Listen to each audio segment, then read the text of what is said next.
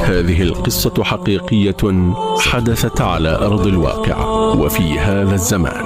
يحكى أن هناك رجلا له 3 أبناء، ولدان وبنت، وكان يحب ابنته تلك كثيرا جدا، فكان يعطيها ذلك الوالد من الحب والحنان أكثر مما يعطي أولاده الذكور. وبعد عدة سنوات التحقت هذه البنت بكلية الطب وتخرجت فيها، فذهبت إلى والدها وهي في غاية السرور والسعادة، ففرح والدها فرحا شديدا بها، وقام بعمل حفل لها ودعا إليه جميع أصدقائه وأقاربه إلى هذا الحفل ليتباهى بابنته.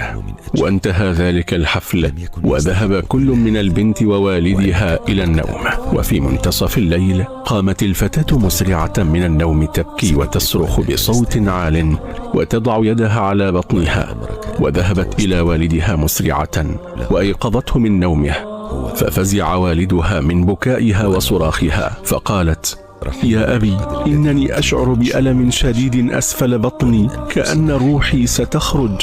فقام والدها وأحضر لها مشروبا دافئا حتى تهدأ، وبدأت تقرأ في القرآن الكريم، ولكن كان الألم يشتد عليها، وقالت: يا رب اشفني فأنت وحدك الشافي. لكن كان الألم يتزايد. وعندما جاء الصباح ظلت البنت تبكي وتصرخ وتستغيث بأبيها وتنادي: يا أبتي أنقذني، أنجدني مما أنا فيه، فأنا لا أتحمل الألم. فأخذها والدها وذهب بها إلى أشهر طبيب في المدينة، وقال الرجل: أيها الطبيب، إن ابنتي تعاني من ألم شديد في بطنها يجعلها تبكي وأنا لا أتحمل بكاءها.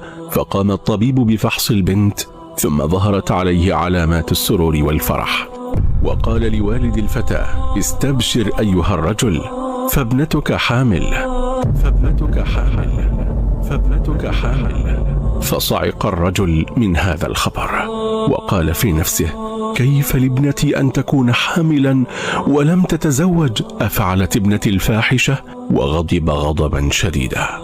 وأخذ ذلك الرجل ابنته إلى البيت وهو يفكر في قتلها والتخلص منها، لكنه كان رجلا مؤمنا استعاذ بالله من الشيطان الرجيم، وظل يستغفر الله عز وجل، وذهب إلى ابنته في غرفتها وهي حزينة وقال لها: لماذا فعلت هذا يا ابنتي؟ إنه لذنب عظيم. فقالت البنت: وهل تصدق يا أبتي أنني أفعل شيئا كهذا؟ قال: والله إني لا أصدق. قالت له: يا أبي، والله الذي رفع السماء بلا عمد، وربي الذي بسط الأرض على ماء جمد، ورب الكعبة، ورب العرش العظيم، إنني لم أفعل هذا الذنب الشنيع. فاطمأن قلب الوالد قليلا وقال لها: سوف نذهب إلى طبيب آخر. فذهب إلى طبيب آخر وقال: أيها الطبيب، لقد كانت ابنتي تعاني من ألم شديد أسفل بطنها، فأخذتها إلى طبيب وقال لي إن ابنتي حامل وهي لم تتزوج.